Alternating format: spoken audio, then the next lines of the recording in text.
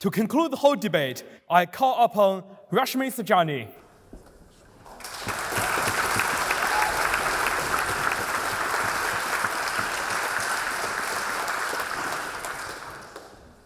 Mr. President, honored members, and fellow guests, thank you for having me here tonight.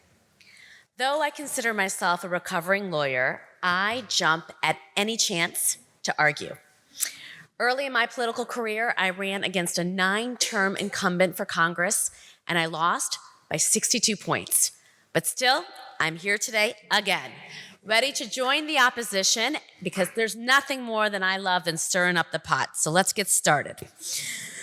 DP, Professor Fletcher, and Maddie have done a brilliant job in arguing that we will survive the age of big tech. But in true contrarian fashion, I am going to go even one step further and argue that we will survive big tech by going even bigger. Now, I want to admit, I'm a little biased. I'm married to a venture capitalist. 3 out of the fearsome 5 are sponsors of my organization, Girls Who Code. Normally, when I'm giving a speech like this, I'm paid for by Google and Facebook. And I wrote this speech on Microsoft Word on my MacBook Air, snacking on some snacks from Amazon. To those in the proposition camp that are similarly unwilling to give up your AirPods, don't you worry. You are in excellent company because billions of people across the world have relied on big tech to survive, especially now. 8 out of 9 Americans said that the internet was essential, if not important to them during the pandemic.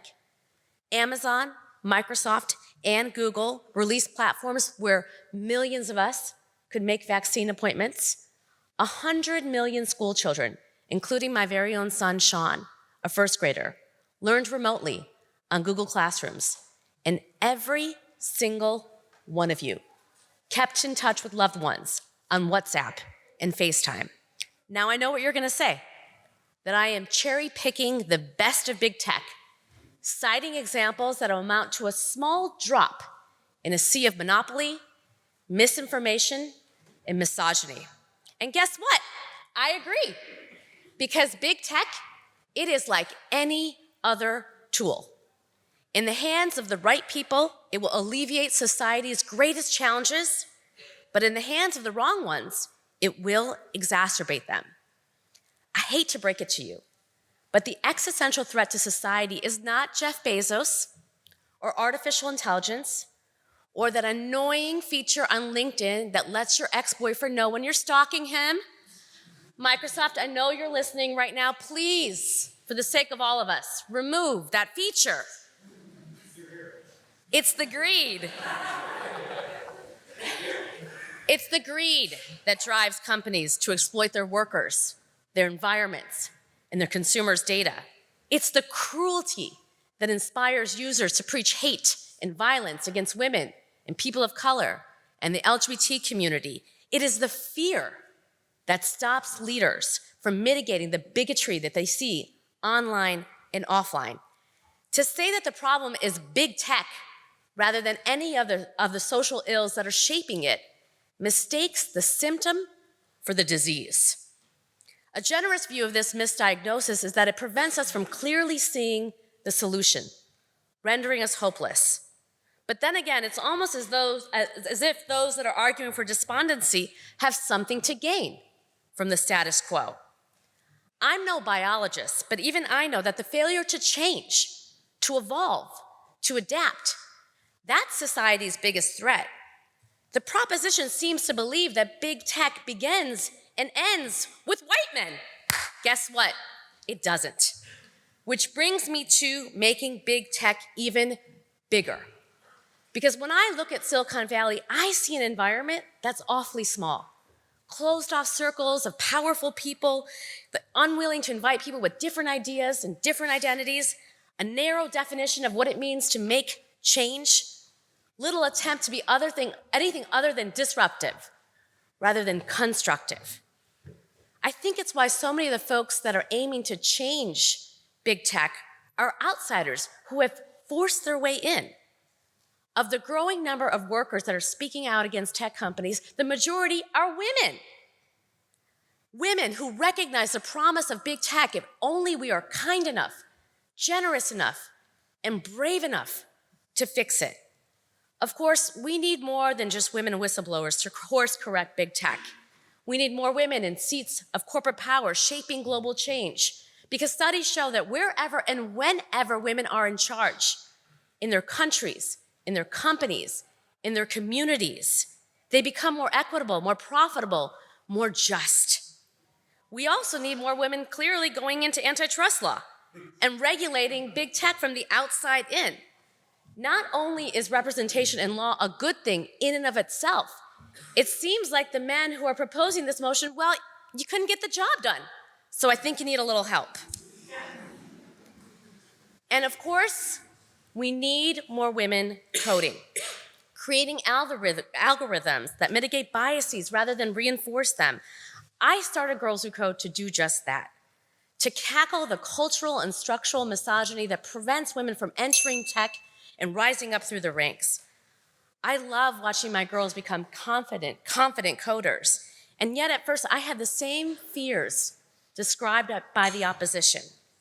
But these girls, their resilience, their determination, their unwavering optimism truly cemented my belief that we will survive the age of big tech, because against all odds, without anyone fighting on their behalf, they already have.